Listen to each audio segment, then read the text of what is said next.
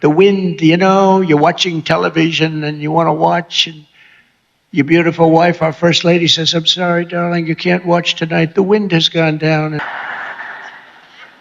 But I want to watch myself on television.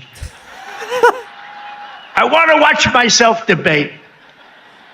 She says, I'm sorry, darling, we have absolutely no energy. There's no wind tonight. What a scam. That's a pretty big scam. That's one of the top. I said, yeah, they're warships. I said, why the hell did we kill them? Why didn't we just capture them and use them in our Navy? They said they wouldn't have qualified for that. But I got a little upset with my people. I said, why do we have to knock them? And actually, one of my generals said, sir, it's a lot. The scene in Kentucky was nothing short of a surreal fever dream, capturing a presidency teetering on the edge of a self-inflicted abyss. We watched a visibly unraveled Donald Trump, drenched in sweat and radiating pure desperation, retreat to the bluegrass state in a frantic bid to salvage a political legacy that is currently crumbling under the weight of Operation Epic Fury. This isn't just a campaign stop. It is the physical manifestation of a panic attack. With his optional war in Iran stalling, domestic gas prices surging 30% since January, and the Dow shedding another 600 points during the broadcast, Trump's only refuge was a room full of his most devoted sycophants. The atmosphere was chaotic and physically grueling. The rally was held in a stifling environment where the cooling systems clearly failed, leading to a string of medical emergencies. As Trump meandered through a disjointed narrative he calls the weave, though it increasingly resembles a cognitive breakdown, people began to faint. In a moment that felt like a scripted parody of American politics, the doctor in the house, called to assist a fallen supporter, was none other than TV personality Dr. Oz.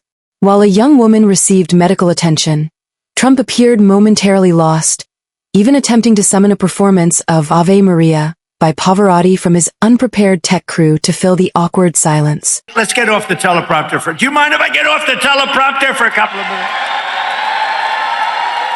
Because this is, I have these great speechwriters. I drive them crazy because half of the time I'm not. But Gavin Newsom, in an interview,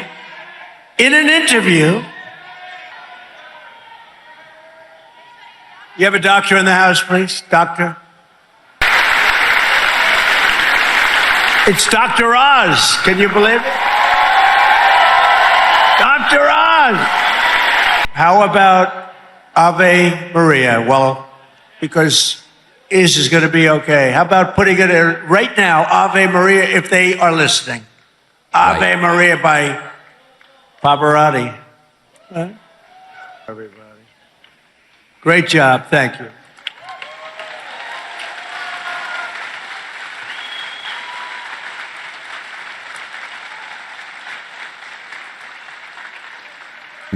When he tried to pivot back to his Gavin Newsom insults, even he realized the vitriol didn't land while someone was being carried out on a stretcher. The rhetoric was as detached from reality as the logistics were from safety. Trump spent a significant portion of his time tilting at windmills, literally. He spun a bizarre tale about how wind power is a scam that prevents people from watching themselves on television when the breeze stops, while simultaneously claiming China is smart for avoiding the technology. China uses a lot of coal. China is very smart. They use coal. What they don't use much of, if at all, are windmills. So they make all the windmills, and they sell that garbage to us. Round and round it goes. Time it goes around, it loses $25. That's a lot, And kills a lot of birds. Kills them all. If you shoot a beautiful bald eagle, they put you in jail for 5 years. Windmills kill them by the thousands. In reality, China's wind capacity remains massive, but facts are clearly secondary to the deranged rambling that has become the hallmark of this 2026 circuit. He even struggled with basic geography, appearing physically unable to pronounce the word Kentucky correctly, turning it into a strange, repetitive verbal tick before hiding behind a cute act to mask the slip. Furthering the sense of a campaign in freefall, Trump began fabricating economic data with reckless abandon, claiming $18 trillion in gains over 11 months, a figure pulled entirely from thin air. He looked to the crowd for validation from influencer and boxer Jake Paul, who eventually joined him on stage. The visual was startling. Paul appeared to have sweat through an entire suit jacket, a testament to the brutal conditions inside the venue. While Paul tried to inject swag and courage into the room, the audience remained largely muted.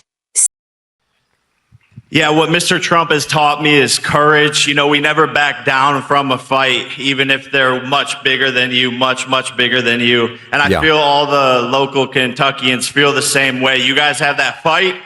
You guys have that swag. There's a lot of young kids in here. The future of America. I grew up just a few hours away from here, and my dad taught me to fight.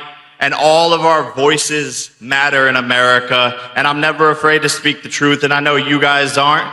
We are here representing the United States, and it's just a blessing. Thank you. Seemingly bewildered by the strange crossover event. Perhaps most disturbing was Trump's admission that he was falling asleep during the high-level briefings for the Iran war. He joked that he only perked up when he saw the name, Epic Fury, on a list of options, choosing the title based on its branding rather than strategic merit. This lack of gravity comes at a somber cost.